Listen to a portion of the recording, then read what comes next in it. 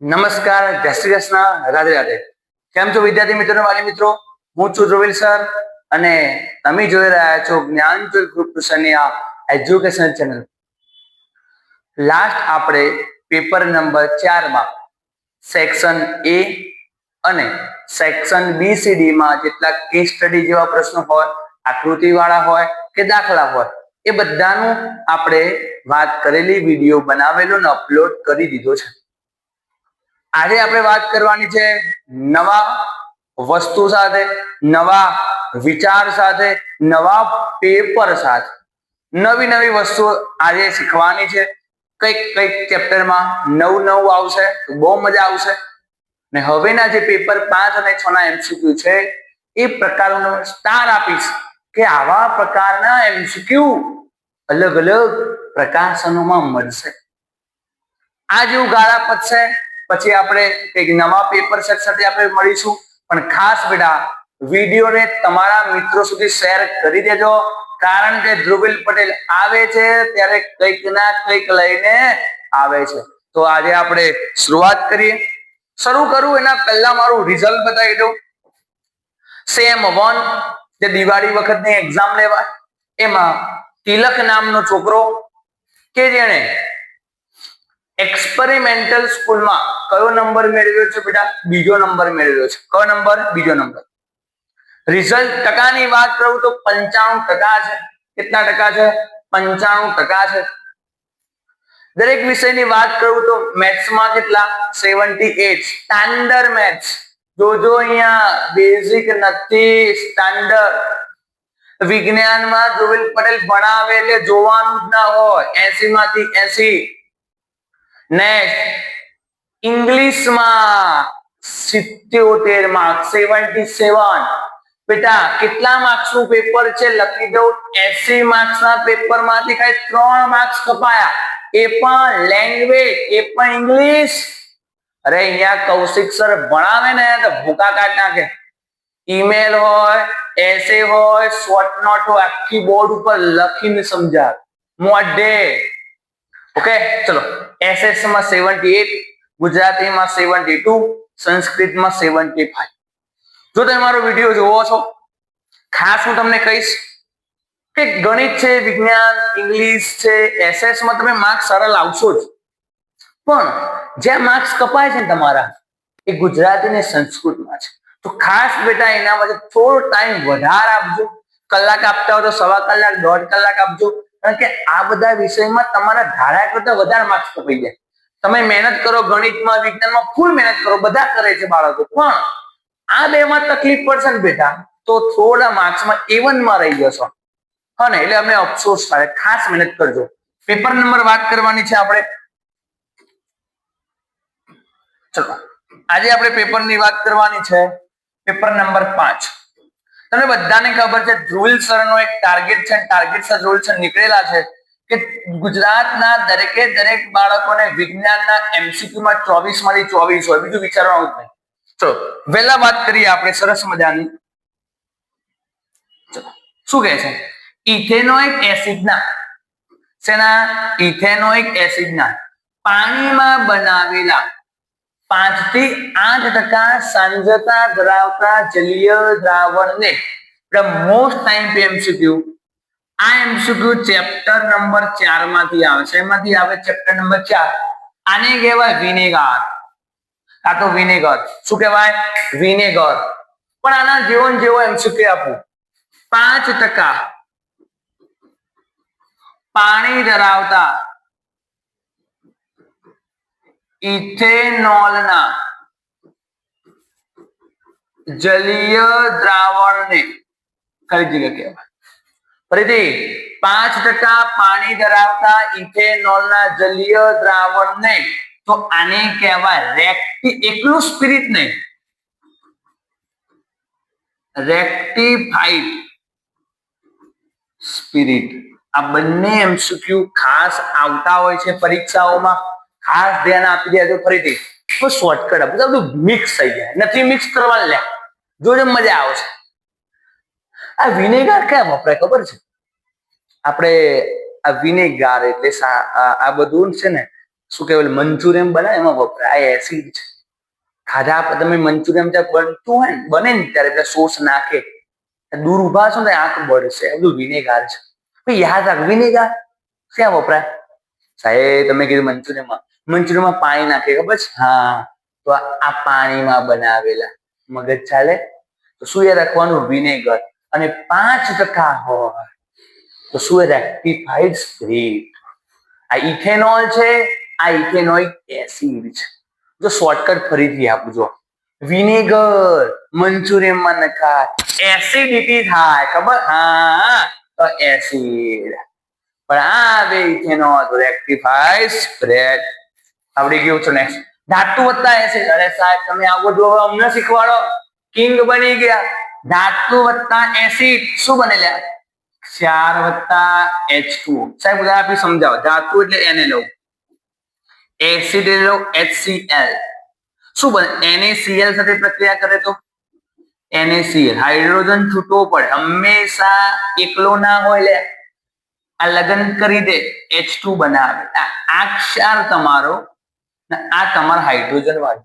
પણ તમને આવું આપે એસિડ વત્તા બેઝ, તો ક્ષાર તો બને, પણ આતે ઉત્તર ગુજરાતની ભાષામાં કહું તો પોણી બને. શું બને?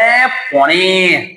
ઓકે, તો બીજાનો જવાબ આવશે તમારો ક્ષાર વત્તા H2. ફરીથી આ ધાતુ એની એસિડ સાથે પ્રક્રિયા કરો તો ક્ષાર અને હાઇડ્રોજન, પણ એસિડ ની બેઝ સાથે પ્રક્રિયા કરો તો ક્ષાર અને પાણી બને. ઓકે, તો સ્ટાર કરું, લખતા રહેજો. આવો તો એમસીક્યુ આવશે. આગે વિદ્યુત બલ્બના ફિલામેન્ટમાં જે તો પહેલો તો એમસીક્યુ આ જ બની ગયો. ફિલામેન્ટમાં શું વપરાય? ટંગસ્ટન. કેમ કરવામાં આવે? તો યાદ રાખજો, બલ્બ એ વધુ ગરમ થાય.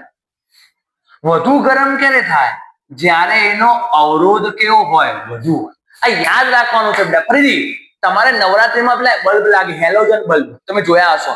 ઓકે, તો જોજો અહીંયા બલ્બ હોય એ વધુ ગરમ થાય એટલે એનો અવરોધ કેવો હોય? વધુ હોય. હવે જુઓ તો અહીંયા જો પહેલું એની અવરોધ એટલે અવરોધકતા એક પ્રકારનું. જો તો પહેલી વસ્તુ અવરોધ કેવો હોય એનો? અવરોધકતા અને ગલનબિંદુ બંને કેવા હોય? ઊંચા. હવે એક શબ્દ સમજાવજો, બે ડિફરન્ટ, એક ફિલામેન્ટ અને આપણો ફ્યુઝ. હવે ફિલામેન્ટ વધુ ગરમ થાય, મગજ ચલાવો, ગરમ વધુ થાય એટલે આનું અવરોધકતા પણ વધુ હોય, આના ગલન બિંદુ ઊંચા હોય. ગલન બિંદુ ઊંચાનો મતલબ જલ્દી પીગળે નહીં, પણ આપણા ઘરમાં ફ્યુઝ લગાવ્યો હોય ખબર છે, પણ જેવો વિદ્યુત પ્રવાહ થોડો વધી જાય ને ફ્યુઝ પીગળી જાય. એનો મતલબ એની અવરોધકતા કે ઓછી, પીગળી જાય એનો મતલબ એનું ગલન બિંદુ નીચું હોય. આ બે બહુ જબરજસ્ત વસ્તુઓ છે, ફિલામેન્ટ અને ફ્યુઝ. ફિલામેન્ટ વપરાય કે બલ્બ વધુ ગરમ થાય, બોસ તો સમજી લેવાનું એનો અવરોધ કેવો વધુ હોય, અવરોધકતા વધુ. પીગળી જાય છે? નથી પીગળતું. લ્યા નવરાત્રીમાં 7 વાગે લાઈટ શરૂ થાય, 3 વાગે ચાલુ રહે, બગડે? પીગળી જાય છે? નથી. એનો મતલબ ગલન બિંદુ ઊંચા હોય. ફ્યુઝમાં ઊંડું છે, અવરોધકતા ઓછી, ગલન બિંદુ ઓછા. ઓકે, આવ્યા રાખો. જો ફ્યુઝ ફસકાઈ જાય, બધું નીચું. નેક્સ્ટ બરાબર. ચલો, કયો ઉત્સેચક ચરબીના પાચન? ચરબી બધાને ખબર, કોણ આવે? લાઇપેઝ. તો કોઈ મને કહેશો એમાઇલેજ કોનું પાચન કરે? સ્ટાર્ચ. હવે જોજો આ બે જબરદસ્ત, ટ્રિપ્સિન અને પેપ્સિન. ટ્રિપ્સિન કોનું પાચન કરે? અલે સાહેબ આ પ્રોટીન નું પાચન કરે. અરે સાહેબ આ પ્રોટીન નું પાચન કરે તો સાહેબ આમાં લખવાનું શું પૂછાય? તો બસ શોર્ટકટ આપજો. આ જે ટ્રિપ્સિન છે ને એ સંપૂર્ણ પાચન કરે. કોનું? મારું તમારું નહીં, પ્રોટીનનું. અને પેપ્સિન છે ને એ પ્રોટીનનું અપૂર્ણ પાચન કરે. ટ્રિપ્સિન ક્યાં વપરાય? તો નાના આંતરડામાં. આ ક્યાં વપરાય? જઠરમાં.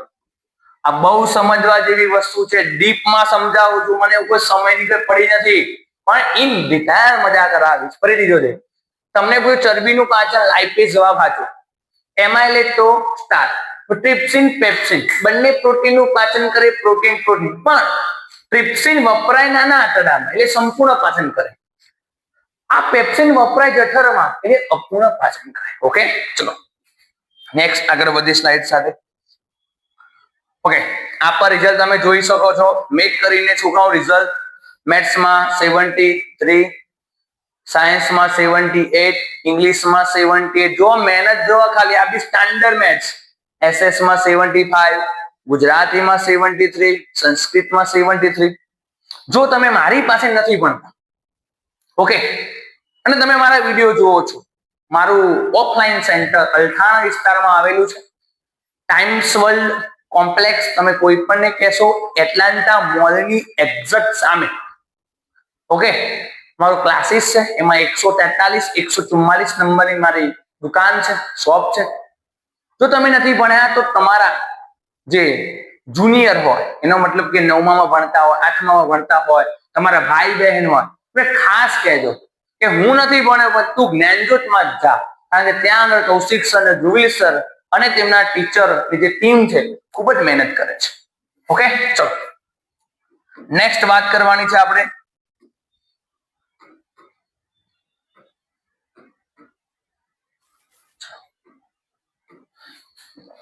બહિર્ગોળ લેન્સ વડે કેવું પ્રતિબિંબ મેળવી શકાતું નથી. હવે આવા બધા પ્રશ્નો હું તમને ઘણી વખત કહેતો હોઉં છું, કાલે આવું ભણવું હોય તો આવી જાવ જ્ઞાનજ્યોતમાં. મેં આગળ બી શોર્ટકટ આપીને આજે શોર્ટકટ આપું છું. મારા શબ્દો યાદ રાખજો, આખા યુટ્યુબ પર કોઈ જગ્યાએ નહીં મળે લખી દેજો ઓપન ચેલેન્જ. તો તમને ગમે ત્યારે આવું કોઈ કે બહિર્ગોળ લેન્સ વડે, અહીંયા આવો શબ્દ આવે લેન્સ, હા, ત્યારે સમજી જવાનું લેન્સ વાળી આઈટમને તમારે લઈ જવાની અરીસા પર. અરે સાહેબ આવું કેવી રીતે? હા, શોર્ટકટ આપું જો. કોઈ પણ લેન્સ ને પહેલા અરીસામાં લઈ જવાનું. હું તમને શોર્ટકટ આપું છું. અંતર્ગોળ અરીસો,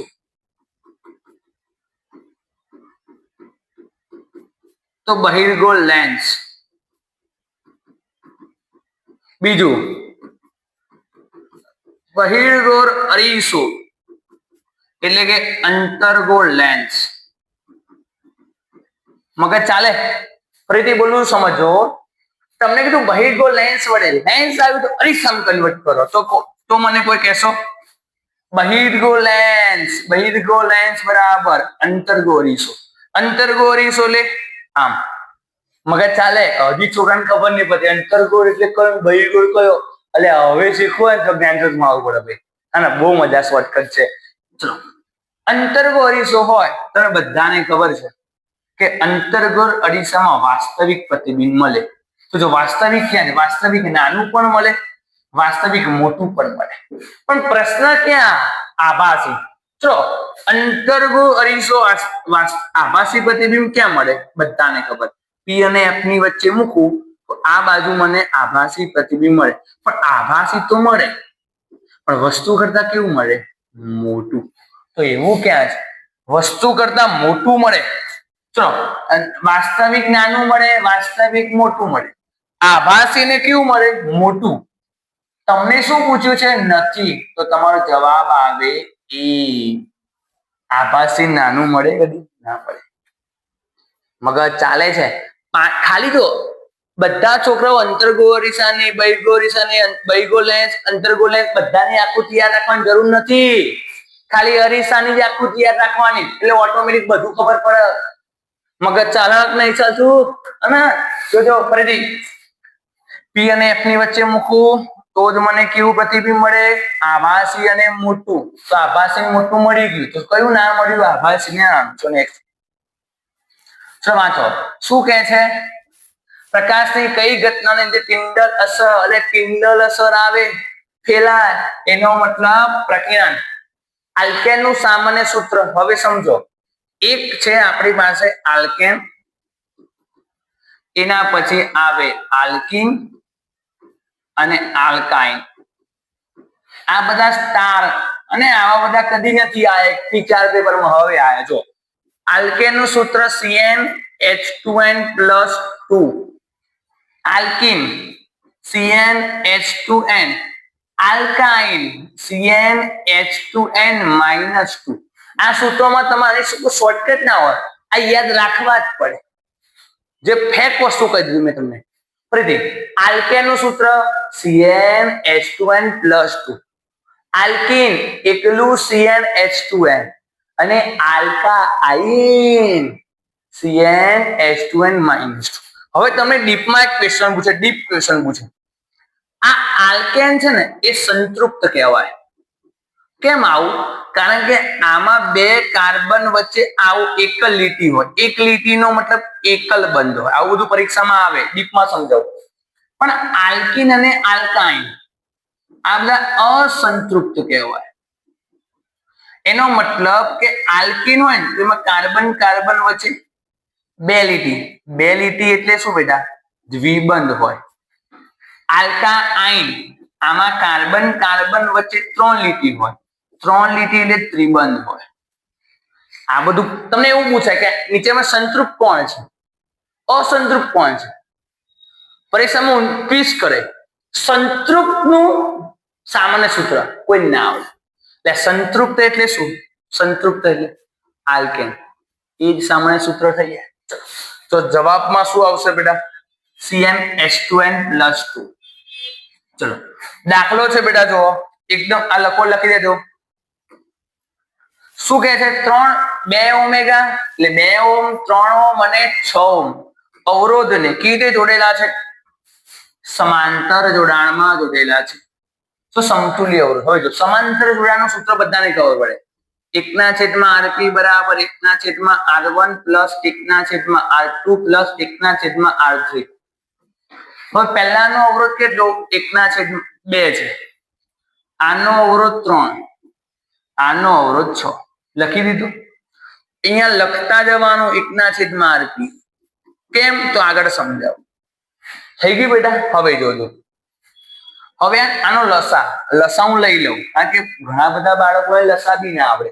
આપણે લઈ લેવાનું.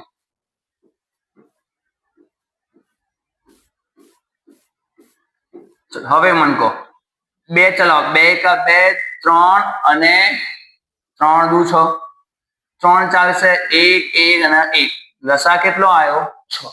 ઓકે, તો લસા 6 આવ્યો. હવે મન કહો નીચે હું 6 મૂકી દઉં. હવે પહેલા પદની વાત કરું. 2 છે, 6 લાવવા કેટલા વડે ગુણવા પડે? સાહેબ 3. તો ઉપર મૂકી દે 3. 3 છે 6 કરવા માટે સાહેબ 2, તો મૂકી દે 2. અરે 6 છે, 6 એકા 6, તો 1/Rp. 3 આ 1 છે બેટા, જોજો. 3 ને 2 5 ને 1 6, 6/6. આ ઉડી ગયો. તો 1/Rp બરાબર 1. સર એક જવાબ છે, લખી દો. પણ એવું ભૂલ ના કરતા. તમને માંગ્યો છે આરપી શોધવાનો છે. આ તો 1/Rp છે. એનો મતલબ આને ઉપર લઈ જવું પડે. તો આરપી હવે જો 1/1 તો 1 જ હોય. સમજો 1/1 એટલે ઉપર જાય નીચે જાય, પછી ખબર પડે નહીં. પણ જો જવાબમાં તમને આવું આવ્યું હોત, જોજો જવાબમાં આવું આવ્યું હોત, ધારો કે 1/Rp બરાબર 2, તો હું તમે 2 લખી દો ના. આને આરપી ને ઉપર લઈ જાઓ. આના નીચે હંમેશા શું હોય? 1. સમય સંખ્યા વ્યસ્ત કરો 1/2. એટલે આ ખાસ સમજવાનું. એક સ્ટેપ જવાબથી મતલબ નથી મને. મેં પહેલા દિવસે કીધું મને પ્રોસેસ થી મતલબ છે, મને રીત થી મતલબ છે. જો એટલે આ બધું આને ઉપર લઈ ગયા આપણે, તો આને પણ નીચેથી ઉપર લઈ ગયા. હા, આવી રીતે આવે. જોયું ને? લઈ લેજો સ્ક્રીનશોટ. જવાબ તમારો આવશે 1.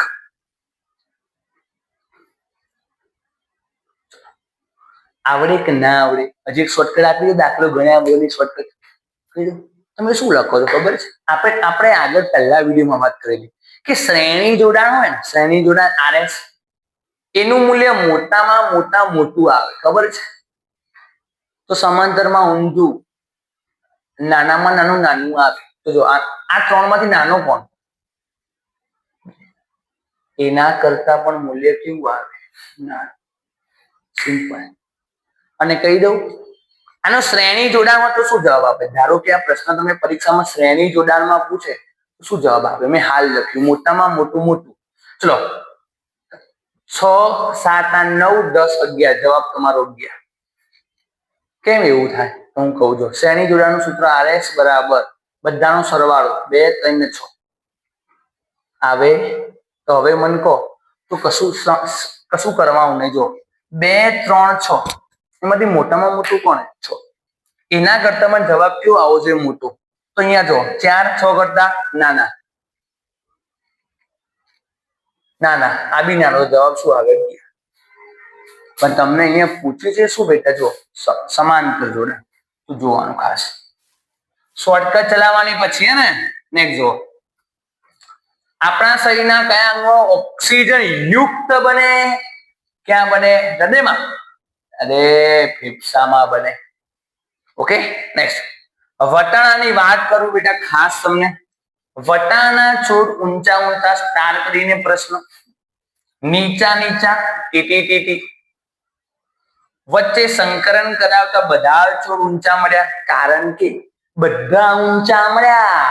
એનો મતલબ ઊંચાનું લક્ષણ કેવું હોય? પ્રભાવી. કેવું લક્ષણ હોય? પ્રભાવી. ચલો કારની હેડલાઇટમાં બધાને કયો અરીસો આવે?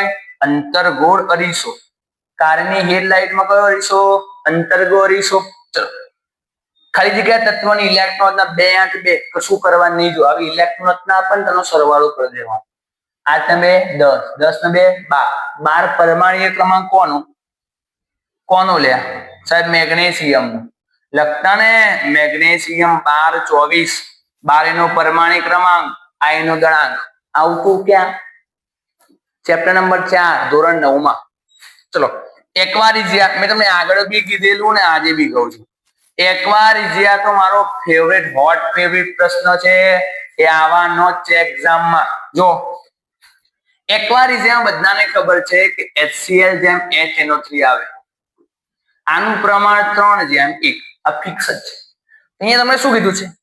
એક ભાગ hydrochloric acid HCl hydrochloric acid નો એક ભાગ છે. ના, આ વિધાન કેવું છે? ખોટું છે. જોતા રહેજો. ચલો મનુષ્યમાં ફલન આવી પ્રશ્ન ઘણી બધી વખત આવે છે. ફલન થાય ત્યારે જ એલિમિનેશન થઈ જાય ખરું. કારણ કે ફલન થાય ત્યારે એક્સ અને વાય જોડાય. લિંગ નિશ્ચયન મેં આકૃતિ દોરીને આગળના વિડીયોમાં શીખવાડેલું. ચલો વાતાવરણમાં વક્રીભવનને કારણે વાસ્તવિક સૂર્યોદય મોડો આવે કદી. એટલે આ જવાબમાં હું લખે? વાસ્તવિક સૂર્ય આકાશ વહેલું 2 મિનિટ વહેલું દેખાય. અહીંયા તમે શું કીધું? મોડો.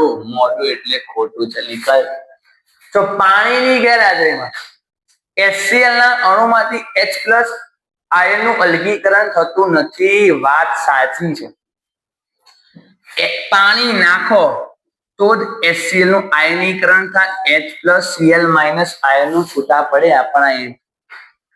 ચલો હવે આવા બધા પ્રશ્નો સોલ્વ કરો. ખાસ જોવાનું બેટા. શું જોવાનું? શું માંગ્યું છે અહીંયા? ખોટી જોડ. પછી તમે સાચી જોડ ટીક કરીને આવો અને જોવા વાંચવાનું. જો સ્વાદુપિંડ તો ઇન્સ્યુલિન વાત સાચી છે. પિચ્યુટરીમાં કદી એડ્રેનાલિન આવે? ના આવે. તો બેટા ખોટી જોડ કઈ થઈ? મને કહેશો બીજા નંબરની. બીજા નંબરની જોડ કેવી છે? ખોટી છે. અંડપિંડ ઇસ્ટ્રોજન. ઓકે નેક્સ્ટ મેન્ડલના વટાણાના F1 પેઢીના પ્રાપ્ત જે છોડ છે જનીનિક રીતે આબેહૂબ પિતૃ પેઢીના ઊંચા છોડ જેવા હોય છે. શા માટે? હવે હું તમને આખો પ્રશ્ન સમજાવી દઉં. જો આખો પ્રશ્ન મેન્ડલ વાળો. મેન્ડલનો પ્રશ્ન પહેલું પિતૃ પેઢી, એને આપણે પી કહીએ. મેન્ડલ નામના વૈજ્ઞાનિકે બેટા પિતૃ પેઢીમાં એક ઊંચા છોડ લીધા અને નીચા. ઊંચાને આપણે ટોલ કહીએ. શું કહીએ? ટોલ. તો એના માટે વપરાય કેપિટલ T કેપિટલ T અને આને કીધું સ્મોલ t સ્મોલ t. ઊંચાનું લક્ષણ કેવું છે બેટા? પ્રભાવી છે. જે વસ્તુ પ્રભાવી હોય ને બેટા પ્રભાવી ત્યાં કેપિટલ વાપરવું પડે. મગજ ચાલે? જો હવે સમજાવું તમને. હવે આ બંને વચ્ચે બેટા ફલન કરાયું તો એક નવી પેઢી આવી F1 પેઢી. હવે F1 પેઢીમાં શું થયું? ટી આ ટી સાથે જોડાઈ ગયું, કેપિટલ ટી સ્મોલ ટી. આ ટી આના ટી સાથે જોડાઈ ગયું, કેપિટલ ટી સ્મોલ ટી. તો પહેલી પેઢી આવી ને બેટા, હવે હું તમને બે વસ્તુ કોમન કહું છું. કોઈ કયું લક્ષણ પ્રભાવી, અહીંયા કોણ પ્રભાવી છે મને કહો? ઊંચાનું લક્ષણ પ્રભાવી.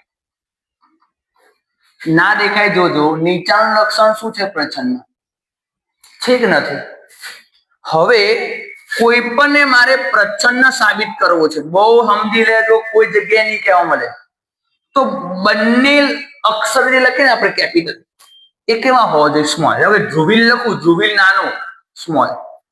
બસ બંને કેવા હોવા જોઈએ? સ્મોલ. ધારો કે ઊંચાઈ, ઊંચાઈ એટલે શું કે ટોલ, પણ પ્રચ્છન્ન કહેવું તો બંને કમ્પલસરી કેવા હોવા જોઈએ? સ્મોલ. પ્રચ્છન્ન સાબિત કરવા માટે જે અક્ષરો આ બધા કેવા જોઈએ? સ્મોલ. બસ, બાકી બધું પ્રભાવી. ચલો હવે અહીંયા તમે મને કહો,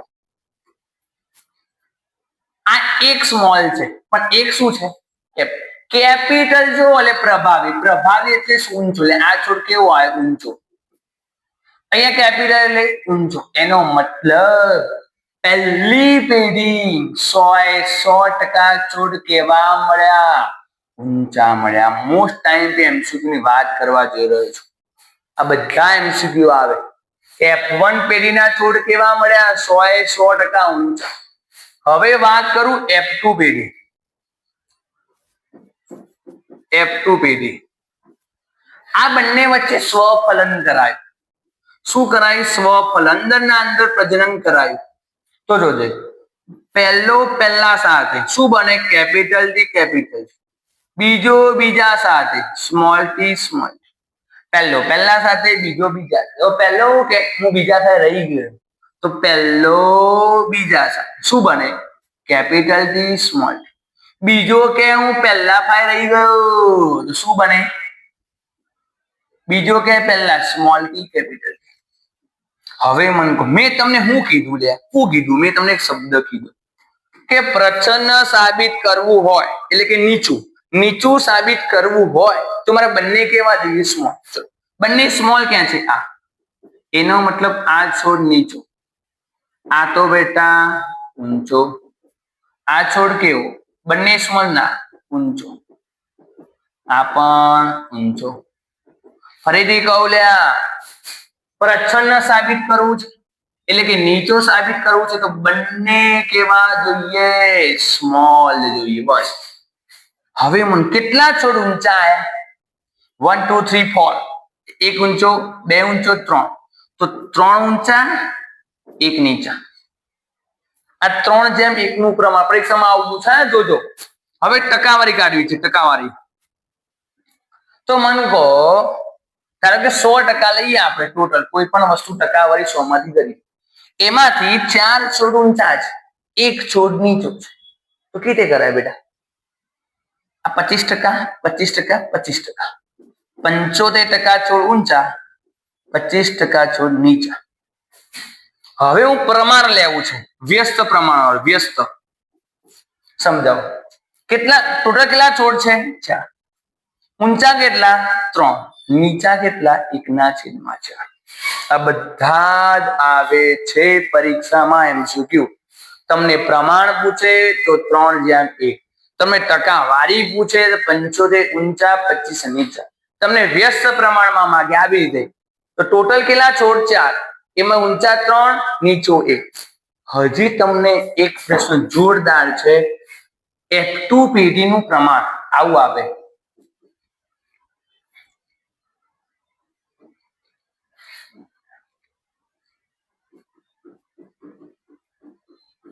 તમને આવું આપે. કેટલું પ્રમાણ છે આનું? તો જોવાનું. જો આવા કેટલા? કેપિટલ કેપિટલ એક જ, એક. આનો મતલબ શું ખબર બેટા? એક કેપિટલ એક સ્મોલ. તો જો એક કેપિટલ એક સ્મોલ, એક આ ખરો. આ લેવું ના લેવું? લઈ લેવાનું. એક કેપિટલ એક સ્મોલ તો 2. આવા કેટલા? 1. આની બહારનો એક પ્રશ્ન જાય ને તો કાલથી ભણાવવાનું બંધ કરી દેવું. Open challenge. જોઈ લેજો. F1 પેઢીમાં બધા છોડ ઊંચા, F2 પેઢીમાં 3 છોડ ઊંચા, 1 છોડ નીચો, 75% ઊંચા, 25% નીચા, 3/4 ઊંચા, 1/4 નીચા.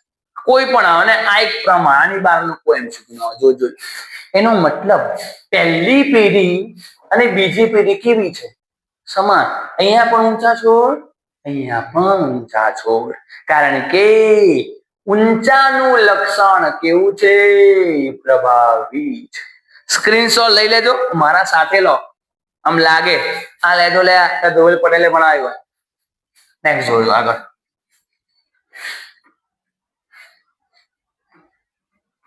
ચલો, તો લખવાનું ઊંચા જેવા. હા, શા માટે?